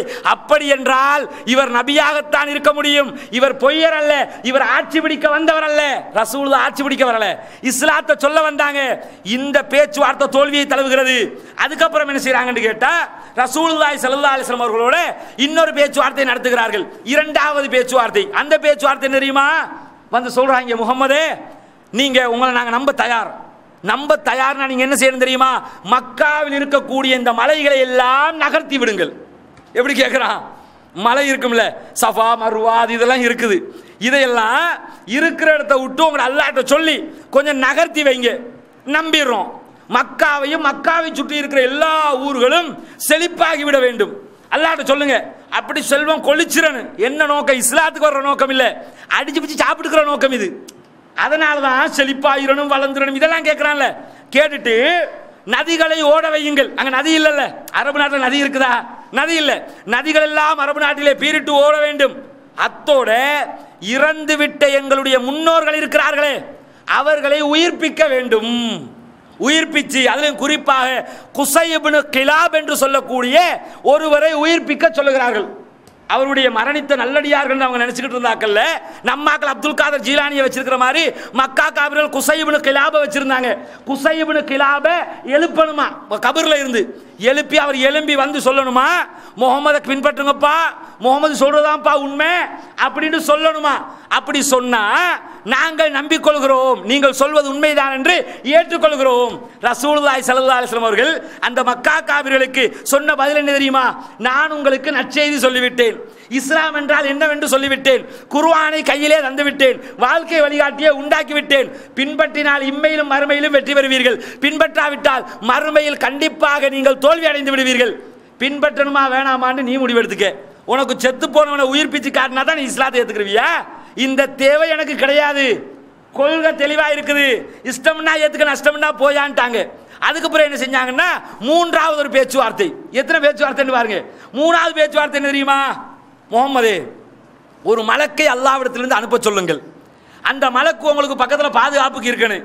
பாதுகாப்புக்கு இருக்கிற நேரத்தில் நாங்கள் அவர்கிட்ட போய் கேட்குறோம், நீங்க இவர் அல்லாஹ்வுடைய தூதரான்னு அவர் சொல்லுவார்ல, சொல்ற நேரத்தில் அதை நாங்கள் ஏற்றுக்கொள்கிறோம். அதே போல நிறைய தோட்டம் துறவுகள் ஹசானாக்கள் எல்லாம் தர சொல்லுங்க, அதையெல்லாம் பார்த்து என்ன செய்யறோம், நீங்க சொல்றது உண்மைதான் என்று நாங்கள் ஏற்றுக்கொள்கிறோம். இன்றைக்கு நினைப்பதை போலவே அன்றைக்கும் நினைத்திருக்கிறார்கள். இன்னைக்கு நினைக்கிறாங்கல்ல, சத்தியம்னா காசுக்காரன்ட்ட இருந்து வரணும், சத்தியம்னா படிச்சவன் சொல்லணும், அப்படிதான் நினைச்சுக்கிட்டு இருக்கிறாங்க. சத்தியம்னா எங்க ஜமாத்துல இருக்கிற அத்தனை பேரும் டிகிரி முடிச்சவங்க, பிஹெச்டி முடிச்சவங்க, எத்தனை முடிச்சாலும் வேலை இல்லை. இஸ்லாத்துல குர்ஆனை முடிக்க சொல்லு, முதல்ல ஹதீஸ முடிக்க சொல்லு. இது ஒன்றும் தெரியாம எத்தனை குப்பையை படிச்சுட்டு நீ பிஹெச்டி டாக்டரேட் முடிச்சுட்டு வந்தாலும் ஹிதாயத்து கிடைச்சிருமா? கிடைக்காது. ஹிதாயத்து என்பது, நேர்வழி என்பது அல்லாஹ் நாடினால் கிடைக்க வேண்டியது. கோரிக்கை வைக்கிறாங்க. ரசூலுல்லாஹி ஸல்லல்லாஹு அலைஹி வஸல்லம் அவர்கள் அதற்கும் சொன்னார்கள், இஷ்டம்னா வா, நஷ்டம்னா போயிடு, சொல்றதை நான் சொல்லிட்டேன், ஏத்துக்கிறது மறுக்கிறது உன்னுடைய தெரிவு. மூன்றாவது பேச்சுவார்த்தை. நான்காவது ஒரு பேச்சுவார்த்தைக்கு வருகிறார்கள். என்ன பேச்சுவார்த்தை தெரியுமா? முகம்மதே, ஏலா தாக்கு பிடிக்க முடியல, முடியாத கட்டம் என்று முடிய, முகம்மதே உங்களுடைய அல்லாஹ்விடத்தில் சொல்லுங்கள், எங்களுக்கு நீங்கள் சொல்லுகிற எச்சரிக்கையை இப்பொழுதே தர சொல்லுங்கள். அல்லாஹ் அப்படி செய்வான் இப்படி செய்வான் நரகத்தில் போட்டு பொசுக்குவான் சொல்றீங்கல்ல, சொல்றத இப்பவே தர சொல்லுங்க, நாங்க அதுக்கப்புறம் நம்பிக்கிறோம். தந்ததுக்கு அப்புறம் நீ நம்பினா என்ன நம்பலாட்டி என்ன? அல்லாஹ் தந்துட்டான்னு வைங்கள, தந்ததுக்கு அப்புறம் நம்பினா மட்டும் ஒத்துக்குருவானா? அல்லாஹ் ஃபிரௌன் நம்பினானா இல்லையா? மூழ்கடிக்கப்படுற நேரத்தில் மூசாவினுடைய ரப்பை நான் ஏற்றுக்கொள்கிறேன். அல்லாஹ் என்ன கேட்டான்? ஆல் ஆன வகத் அசைத கபுலு வகுந்த மினல் முஃப்ஸிதீன். ஏண்டா இதுக்கு முன்னாடி எல்லா ஃபசாதையும் செஞ்சுட்டு எல்லா அநியாயத்தையும் செஞ்சுட்டு இப்பதான் உனக்கு புத்தி வந்துச்சா? இதைத்தான் கேட்பான். நீ என்ன நினைச்சிட்டாங்க? இப்பவே தர சொல்லுங்க, நாங்க அனுபவிச்சு பார்த்துடுறோம், அப்ப நாங்க நம்புறோம். ரசூலுல்லாஹி ஸல்லல்லாஹு அலைஹி வஸல்லம் அவர்கள் சொன்னார்கள், அது அல்லாஹ்வினுடைய நாட்டம், அவன் நாடினால் தருவான், நாடினால் தரமாட்டான், அது அல்லாஹ் முடிவெடுக்கணும்ட்டாங்க. சொல்லிட்டு உட்கார்ந்த இடத்துல இருந்து ரசூலுல்லாஹி ஸல்லல்லாஹு அலைஹி வஸல்லம் அவர்கள் எழும்பி சென்று விடுகிறார்கள். திரும்ப மக்கா காவிர்கள் வரவழைக்கிறார்கள். ரசூலுல்லாஹ் ஒரு பேச்சுவார்த்தைக்கு வர சொல்லுங்க. ஏன் தெரியுமா? நான் கேட்கிறேன், கொண்டு போட்டலாம்ல, யுத்தம் அப்பவே பண்ணிருக்கலாம்ல, ஏன் இவ்வளவு பேச்சுவார்த்தை? முடியல, கொள்கை தாக்கு பிடிக்க முடியவில்லை. சத்தியத்துக்கு முன்னால மக்கா காவிரிக்கே நிற்க முடியல. மஹிந்த ராஜபக்ச நிப்பானா? மைத்திரிபால சிறிசேன நிப்பானா? உலகத்தில் உள்ள ஆட்சியாளர் எவனா நிப்பானா? சத்தியமா ஆட்சி ஆண்டு வந்தா சத்தியம் தான் நிலைத்து நிற்கும். அதுக்கு நிதர்சனமான உண்மை அழைத்து சொல்லுகிறார்கள். முகம்மதே, ஒன்றும் தேவையில்லை, மக்காவிலே எங்களுடைய சிலைகள் இருக்கிறது, நீங்கள் சொல்லுகிற அல்லாஹ்வை நாங்கள் நம்ப தயார், உங்கள் அல்லாஹ்வையும் நாங்கள் வணங்குகிறோம், எங்களுடைய சிலைகளையும் நீங்கள் வணங்குங்கள், கலந்து பகுந்து நாம வணங்கிக்கிட்டு போயிடுவோமே. எப்படி ஒரு அச்சாரி ஜமாத் நடத்துவோமேன்னு கேட்குறாங்க. சொல்லுவாங்கல்ல, எதுக்குப்பா சண்டை? தௌஹீத் ஜமாத்தா இருந்துக்க, ஜமாத் இஸ்லாமியா இருந்துக்கிறோம், தப்லீக் ஜமாத்தா இருக்கட்டும், எல்லாரும் ஒத்துமையா இருந்துக்கிறோமே. அப்ப ஜமாத்தா இருக்காது, அச்சாரா இருக்கும். அப்ப வழங்குது, அதுதான் கேட்கிறாங்க. நபிகள் நாயகம் ஸல்லல்லாஹு அலைஹி வஸல்லம் சொன்னார்கள், அல்லாஹ் குர்ஆன் வசனத்தை இறக்குகிறான், குல் யா அய்யுல் காஃபிரூன் லா அபுது மா தஅபுதூன், காபிர்களுக்கு நபியே நீங்கள் சொல்லுங்கள், நீங்கள் வணங்குகிற கடவுளை நான் வணங்கவும் மாட்டேன், நான் வணங்குகிற அல்லாஹ்வை நீங்கள் வணங்க வேண்டும் என்று எந்த தேவையும் எனக்கு இல்லை. நீ வணங்கினா என் வீட்டில் அடுப்பறியுமா, நீங்க பின்பற்றிட்டா எனக்கு சொத்து சேர்ந்துருமா, ஒண்ணுமில்லை, இஷ்டம்னா வணங்கு, நஷ்டம்னா போன்ட்டாங்க. இதை விட என்ன வார்த்தை வேணும்? வெட்டு ஒன்று துண்டு ரெண்டு என்ன மாதிரி மிக தெளிவாக இஸ்லாம் பதிலளிக்கிறது. இப்படியெல்லாம் முடியாமல் போகிற நேரத்தில் தான் இறுதியாக ஒரு முடிவெடுக்கிறார்கள். முஹம்மதை ரெண்டில் ஒன்று பார்த்து விடுவது. ரசூலுல்லாஹி ஸல்லல்லாஹு அலைஹி வஸல்லம் அவர்கள் ஒரு சஃபா மலையிலே அமர்ந்து கொண்டு இருக்கிற நேரத்திலே அந்த வழியாக அபூஜஹல் வருகிறான். வீம்புக்கு ரசூலுல்லாஹ்வை சண்டைக்கு இழுக்கிறான். கெட்ட கெட்ட தூஷணமான வார்த்தைகளால் ஏசுகிறான், தூசிக்கிறான், வஞ்சிக்கிறான், இஞ்சிக்கிறான், இவ்வளவு கஷ்டங்களையும் கொடுக்கிறான். ரசூலுல்லாஹ் தாங்கிக் கொள்கிறார்கள். முடியாம என்ன செய்யறான்? அவன் என்ன செய்யறான்னு கேட்ட அபூஜஹல் ஒரு பெரிய கல் எடுத்து ரசூலுல்லாஹ்வுடைய தலைக்கு அடிக்கிறான். ரத்தம் சொட்டுகிறது நபிகள் நாயகத்துடைய தலையிலிருந்து. ரசூலுல்லாஹ் பொறுமையாக இருக்கிறார்கள். ரத்தம் சொட்டுது, அல்லாஹ்வுடைய தூதர் தாக்கப்பட்டிருக்கிறார்கள். பொறுமையாக இருக்கிற நேரத்தில் அந்த இடத்திலே என்ன நடக்கிறது தெரியுமா? ஹம்சா ரலியல்லாஹு அன்ஹு அவர்களுக்கு இந்த செய்தி எட்டுகிறது. எப்படி எட்டுகிறது? அப்துல்லா இப்னு ஜுதான் என்று சொல்லக்கூடிய ஒருவருடைய அடிமை பெண் இதையெல்லாம் பார்த்துக்கிட்டு இருக்கிறார். அப்துல்லா இப்னு ஜுதான் என்ற ஒருத்தர், அவருக்கு ஒரு அடிமை பெண், அவ இதையெல்லாம் பார்த்துக்கிட்டு இருக்கிறார். ரசூலுல்லாஹ் கேசினது அடிச்சதையெல்லாம். அப்ப ஹம்சா ரலியல்லாஹு அன்ஹு இஸ்லாத்திலே இல்லை. ஹம்சா ரலியல்லாஹு அன்ஹு வேட்டைக்கு போயிட்டு வீட்டுக்கு வந்து கொண்டிருக்கிறார்கள். வருகிற வழியிலே அப்துல்லா இப்னு ஜுதானுடைய அடிமை பெண் சொல்லுகிறார், ஹம்சாவே, உங்களுடைய முஹம்மதுக்கு இப்படி அபூஜஹல் தாக்கிவிட்டான் என்பது உங்களுக்கு தெரியுமா? அவர் ஒரு பேச்சும் பேசல. அவர் ஏன் பேசல தெரியுமா? அதுக்கு மேல் பேசாம நேரடியாக கஅபத்துல்லாஹ்வை நோக்கி நகர்கிறார். அவன் இருக்கிற இடத்தை தேடி போறாரு. அபூஜஹல் எங்க இருக்கிறான்? எல்லா இடத்தையும் கடைகிறாரு. அபூஜஹல் அவனுடைய சகாக்களோடு அமர்ந்திருக்கிறான். எவ்வளவு பெரிய வீரம் என்று யோசித்து பாருங்கள். மக்காவில் இருக்கக்கூடிய மிகப்பெரிய தளபதிகள் கூட்டம் போட்டு பேசிக் கொண்டிருக்கிறார்கள். சிங்கத்தை போன்று கர்ஜித்துக் கொண்டு பாய்கிறார் ஹம்சா அவர்கள். பாய்ந்தவர் என்ன செய்தார் தெரியுமா? ஒரு வார்த்தை அபூஜஹலை பார்த்து சொல்லுகிறார்கள், தஸ்தம் இப்னு அஹி வானாலா தீனிஹி, என்னுடைய சகோதரனுடைய மகனை நீ ஏசினாயா, அவனை அடித்தாயா? நானும் இப்ப அவர மார்க்கம் தான்டா, என்ன செய்யறேன்னு பாத்துக்கிறோம். ஒரு வார்த்தை சொல்லிவிட்டு கையிலே இருந்த வேட்டைக்கு கொண்டு போன வில்லம்பு அவருடைய கையிலே இருந்தது. அதனால அபூஜஹலுக்கு அடிச்ச அடி இருக்குதே, ரசூலுல்லாஹ்வுக்கு அவன் அடித்த அடியில 10 மடங்கு வந்து விழுந்துச்சு. அடினா அடி, ரத்தத்தினால் அபூஜஹலுடைய முகங்கள் எல்லாம் மூழ்கி விடுகிற அளவுக்கு அடி. அடிச்சதோடு அபூஜஹலுடைய குடும்பங்கள் எல்லாம் கொந்தளித்தெழுகிறார்கள் ஹம்சாவுக்கு எதிராக. ஹம்சா ரலியல்லாஹு அன்ஹு ஒரு தனி மனிதனாக நிற்கிறார். அத்தனை பேரும் கிளந்தெழுகிறார்கள். ஹம்சாவுக்கு தாக்க போகிறார்களோ என்று நினைக்கும் போது ஹம்சா ரலியல்லாஹு அன்ஹுடைய குடும்பத்தாரும் ஹம்சா ரலியல்லாஹு அன்ஹுக்கு பின்னால் திரளுகிறார்கள். திரளுகிற போது என்ன நடக்கிறது தெரியுமா? அபூஜஹல் உடனே ஒரு சமாதானத்தை கொண்டு வரான். சண்டை பிடிக்க வேணாம், நான் செய்த தப்பு, நான் தான் முகமதுக்கு அடித்தேன், அதனால் தான் இந்த சண்டை வந்தது, ஆகவே ஹம்சா எனக்கு அடித்தது சரிதான் என்ற நிலைக்கு வருகிறான். அந்த அடியை வாங்கி ஒத்துக்கிட்டானே, அந்த நேரத்தில் தான் சொல்லுகிறார்கள், நானும் முகமது நபியுடைய இஸ்லாத்தை ஏற்றுக்கொள்கிறேன். இந்த ஹம்சா என்றைக்கு இந்த இஸ்லாத்துக்குள் நுழைந்தாரோ அன்றைக்கு வீரம் கொள்ள ஆரம்பித்த இந்த இஸ்லாம் மக்காவிலே சஹாபாக்களும் நபிகள் நாயகமும் தைரியமாக கஅபத்துல்லாஹ்விலே சென்று தொழுகிற நிலையை உருவாக்கியது. அதற்கு பின்னால் அல்லாஹ் இந்த இஸ்லாமிய சமுதாயத்திற்கு அருள் பாலித்தான். ஹம்சா வலது கை என்றால் இடது கையாக நபிகள் நாயகத்திற்கு உமர் இப்னுல் கத்தாப் அவர்களை இஸ்லாத்தின் பால் நுழைய வைத்து அல்லாஹ் தஆலா இஸ்லாத்துக்கு புத்துயிர் ஊட்டுகிறான். ஒரு பக்கம் ஹம்சா, இன்னொரு பக்கம் உமர் ரலியல்லாஹு அன்ஹு அவர்கள். 2 பேரும் பாதையிலே நடந்து செல்கிற போது ரசூலுல்லாஹ் நடுவாக, அப்படி 2 பேரும் பக்கத்தில் வருவாங்க, ரசூலுல்லாஹ் நடுவிலே நடந்து வருவார்கள், பின்பகுதியிலே சஹாபாக்கள் படையெடுத்து வருவார்கள். மக்கா காவிர்களுடைய உள்ளங்கள் எல்லாம் நடுநடுங்கி போய்விடும். என்னடா இது, எது நடக்கக்கூடாது என்று நினைத்தோமோ அது நடந்து விட்டது.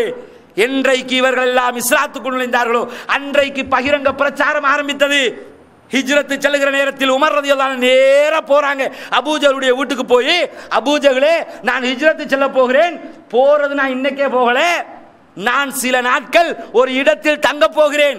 இந்த மக்காவிலே யாருக்கெல்லாம் எவளுடைய கணவர்கள் உயிரோடு இருக்க வேண்டாம் என்று நினைக்கிறீர்களோ அந்த பெண்மணிகள் எல்லாம் அந்த அத்தனை கணவர் மாரையும் என்னோடு யுத்தத்துக்கு அனுப்புங்கள், நான் ரெடியா இருக்கேன், தனியா தான் நிக்கிறேங்கிறாரு. நான் ஒளிச்சு போகல, தனியா நிக்கிறேன், அனுப்புங்க. யாருக்கெல்லாம் பிள்ளை வேண்டாம் என்று நினைக்கிறீர்களோ அந்த தாய்மார்கள் எல்லாம் பிள்ளைகளை அனுப்பி வையுங்கள், ஒண்டிக் கொண்டி பார்த்து விட்டு செல்வதற்கு நான் தயாராக இருக்கிறேன் என்று சொல்லி உமர் ரலியல்லாஹு அன்ஹு பகிரங்க அறிவிப்பு விடுத்துவிட்டு காத்து கொண்டிருக்கிறார்கள். ஒருவன் கூட உமர் ரலியல்லாஹு அன்ஹு அவர்களோடு சண்டைக்கு செல்வதற்கு தயாரற்ற நிலையில் அத்தனை பேரும் முடங்கி போயிருந்த நிலையை பார்க்கிறோம். இஸ்லாத்திற்கு அல்லாஹ் தஆலா புத்துயிர் ஊட்டினான். நபிகள் நாயகம் ஸல்லல்லாஹு அலைஹி வஸல்லம் அவர்கள் காபாவிலே சாய்ந்து படுத்துக் கொண்டிருக்கிறார்கள். உங்களுக்கு முன் சென்றவர்கள் எல்லாம் எப்படியெல்லாம் கஷ்டப்பட்டார்கள் தெரியுமா? ரம்பங்களால் பிளக்கப்பட்டார்கள், கழுத்தறுக்கப்பட்டார்கள், கொல்லப்பட்டார்கள், கொலை செய்யப்பட்டார்கள். இந்த கஷ்டங்களை எல்லாம் பட்டுவிடாமல் நீங்கள் சொர்க்கத்துக்குள் நுழைய ஆசைப்படுகிறீர்களா? இந்த இஸ்லாம் வளர்ச்சி அடையும். யமனிலே இருக்கக்கூடிய சன்ஆவிலிருந்து ஹதரமௌத் வரைக்கும் ஒருவன் பயணித்து வருவானாம். பயணித்து வருகிற நேரத்தில் அவனுடைய பிரயாணத்தில் வருகிற அந்த விலங்கினத்தை வேறு எந்த ஓனாயோ வேறு விலங்கினங்களோ சாப்பிட்டு விடுமோ என்ற அச்சத்தை தவிர அல்லாஹ்வை பற்றிய பயம் மட்டும்தான் அவனுக்கு இருக்கும். வேறு எந்த பயமும் இல்லாத அளவுக்கு அல்லாஹ் தஆலா இந்த சத்திய இஸ்லாத்திற்கு வெற்றியை தருவான் என்று நபிகள் நாயகம் ஸல்லல்லாஹு அலைஹி வஸல்லம் அவர்கள் சொன்ன செய்தியை சஹீஹுல் புகாரிலே பார்க்கிறோம். உமர் ரலியல்லாஹு அன்ஹு ஆட்சி காலத்தில் இந்த வெற்றியை எல்லாம் இஸ்லாமிய சாம்ராஜ்யம் அனுபவித்தது. இஸ்லாம் எட்டத்துக்கும் பரவியது. இன்றைக்கும் பார்க்கிறோம். இந்த இஸ்லாம் உலகம் பூராகவும் வியாபித்திருப்பதை நாம் ஒவ்வொரு நாளும் அனுபவிக்க முடிகிறது. ஒவ்வொரு நாளும் இஸ்லாத்துக்கு வருகிற மக்களை பார்க்கிறோம். அல்லாஹ் தஆலா இந்த மார்க்கத்தை பூரணப்படுத்தியே இருக்கிறார். இந்த கஷ்டங்களை எல்லாம் சகித்து, இந்த கஷ்டங்களை எல்லாம் தாங்கிக் கொண்டு இதற்கு மேல் முடியாது என்ற நிலை வருகிற நேரத்தில் தான் நபிகள் நாயகம் ஸல்லல்லாஹு அலைஹி வஸல்லம் அவர்கள் ஹிஜ்ரத்து செல்கிறார்கள். ஹிஜ்ரத்துக்கு சென்று மதீனாவுடைய வாழ்க்கை, மதீனாவினுடைய வாழ்க்கையில் மக்கா காவிர்களுக்கு எதிரான தன்னுடைய எதிர்ப்பிரச்சாரத்தை ஆரம்பிக்கிறார்கள். அதனுடைய முதலாவது அடி பத்ரு போர். ரமதான் மாதம் 17வது நோன்பிலே நடைபெற்ற பத்ரு போர். இன்ஷா அல்லாஹ் இந்த பத்ரு போருடைய வரலாறு நாளைய தினம் அல்லாஹ் நாடினால் அதனுடைய வரலாறு என்ன, அதனுடைய பின்னணி என்ன, அதில் நடைபெற்ற சம்பவங்கள் என்ன என்பதை பற்றியெல்லாம் தொடர்ச்சியாக பார்ப்போம்.